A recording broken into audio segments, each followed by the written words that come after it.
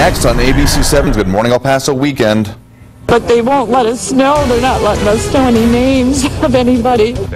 Still following that developing news out of Florida after gun shops erupt at a gay nightclub. The witness reaction so far this morning and the latest from police. The Borderland teen dies weeks after being hit by an SUV. The community is mourning and remembering her today. And schools in the city of the Crosses could soon be without the top district official. More details we've uncovered on the upcoming special meeting.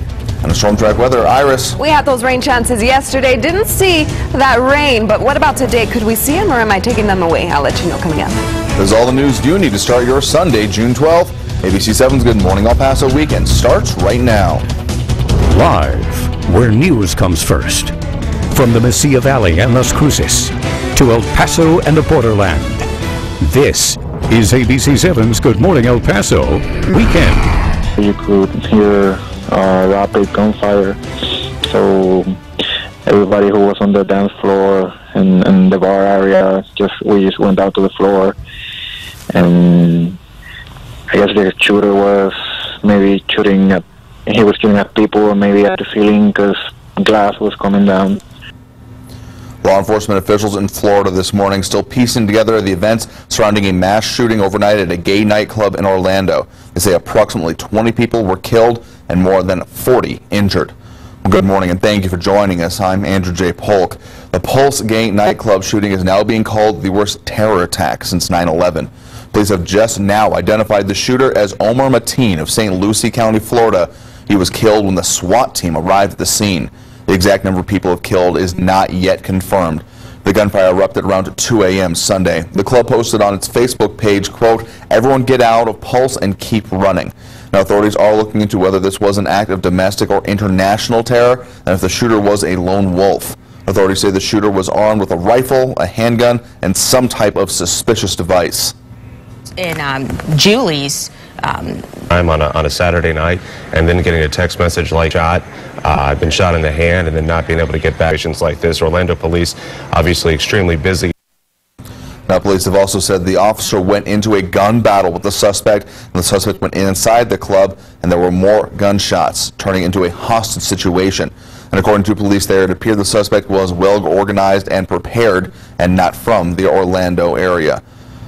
And this all one night after a singer was shot and killed in Orlando. Authorities say there is no connection between these two shootings. Police have identified the gunman who killed singer Christina Grimmie. They say 27-year-old Kevin James Loibel killed her after a concert in Orlando Saturday night. Police also say he apparently traveled to Orlando specifically to go after the singer. Officials say Loibel, who you see here, had 2 guns and 2 spare magazines loaded on him, along with a large hunting knife. Grimmie was a contestant on the 6th season of The Voice and was shot while signing autographs for fans. Her brother then tackled Loibel, who ended up killing himself during the struggle. Investigators say they're still trying to understand why he killed the 22-year-old singer. And back here around the borderland, friends and family are mourning the loss of Cynthia Mesa. She died yesterday after 2 weeks of fighting for her life after she was hit by an SUV. The crash happened the evening of May 20th on the 8600 block of Alameda, right in front of Isleta High School. She and a 15-year-old boy were crossing the street when they were hit on the crosswalk.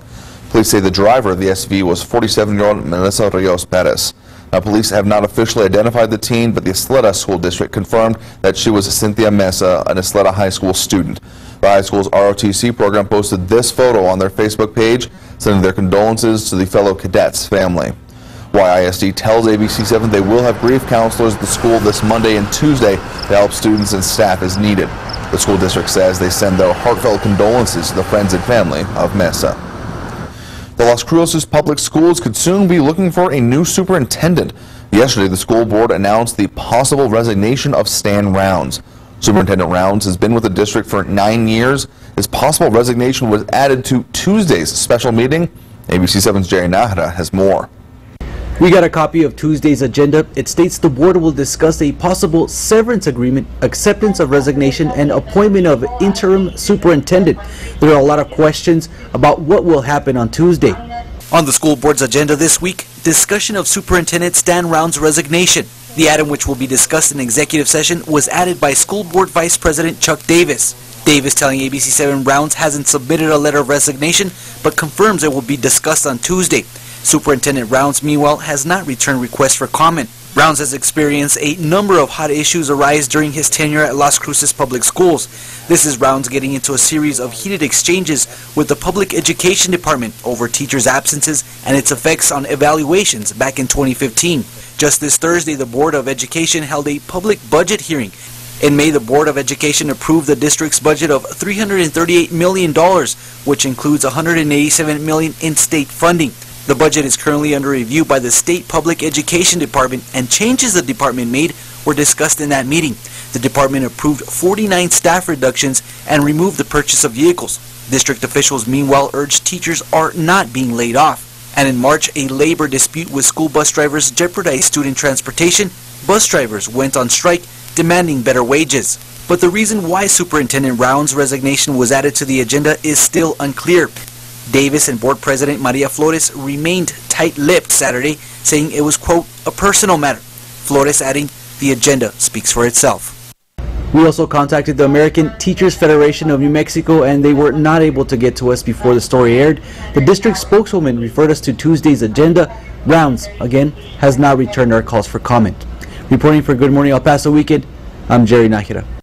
So switching to our Storm Track weather now. Let's get your first forecast with Storm Tracker Iris Lopez. Good morning, Iris. Good morning, Andrew. Good morning to you all. It is Sunday, and a great Sunday is what you can expect. Let's talk about your morning, though. 77 here in El Paso, warming up already so early in the day. 74 in Las Cruces. Hey, take the kiddos outside, or if you're going to head to church or grandma's house, beautiful day. That's what you can expect for the start of your day. Then we have 66 up in Rio Doso, and pretty much those 70s with the exception of Guadalupe Pass, 69. It is National Children's Day. We celebrate those little ones, your prince or princess, and we talk to them about the future, what they want to be when they grow up. Take them out to breakfast, talk to them there. 76 is what you can expect early in this morning.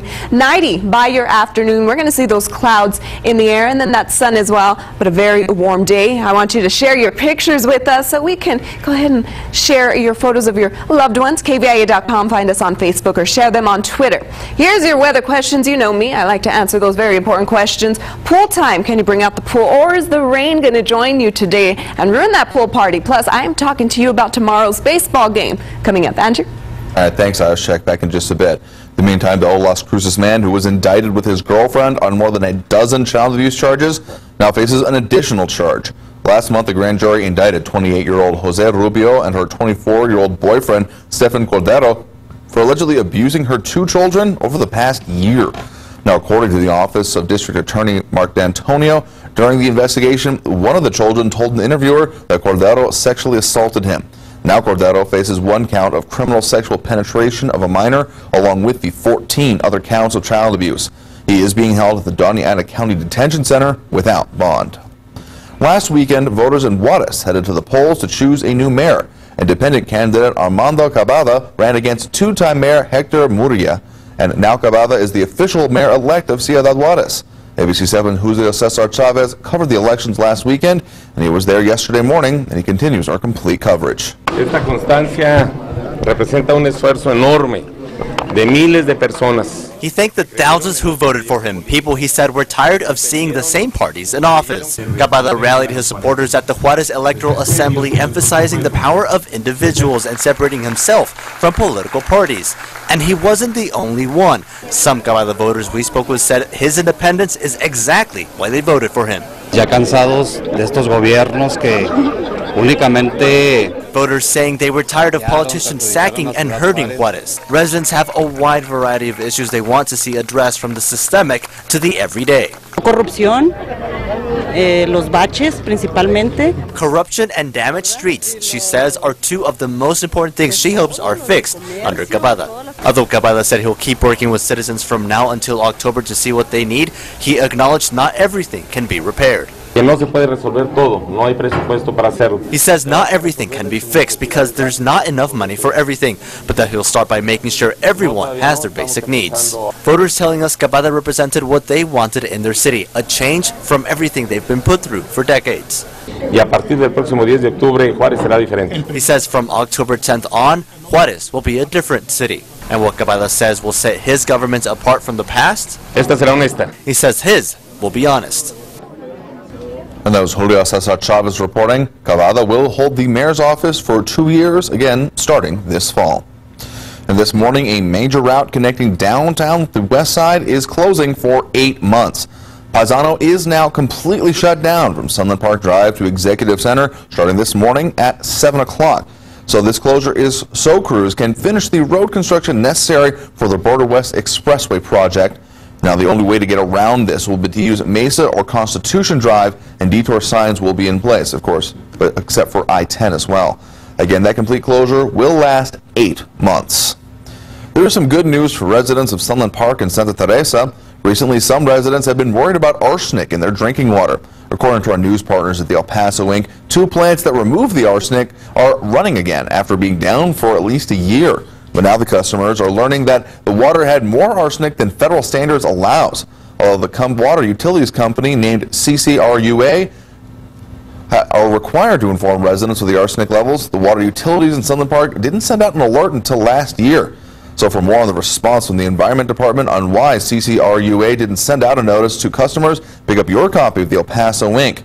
Other stories this week include she's young, she's from El Paso, she's on Fortune magazine's list of influential business leaders under 40. We talk with biotech brainiac Michelle Dipp. And why the man who runs a major cancer center wants El Pasoans to know what they've done and what they can do. El Paso Inc. is online at KVIA.com and available for home and business delivery. Call the number there at the bottom of your screen, 534-4422, to subscribe. Well, the temperatures are steadily rising as we inch closer towards the summer. Coming up on Good Morning El Paso Weekend, instead of heading to the pool, how about heading to the streets? How many people pulled off by heading downtown this weekend? And later, if the situation calls for some self-defense, do you know what to do? Our One El Paso group is trying to make sure everyone is prepared for a dangerous situation. It is just before 8:12 right now, taking a live look at traffic this morning, or in this case where there is going to be no traffic for the next 8 months. This is that closure on Paisano. You can see it's in place. Nothing happening there, so you're not getting through here between here at Executive and Sunland Park again for the next 8 months. No other major problems in the borderland this morning, though. And Storm Track weather, Iris. Well, your storm outlook is showing some changes in the weather. I'll let you know what kind of changes coming up. Watching ABC 7, where news comes first.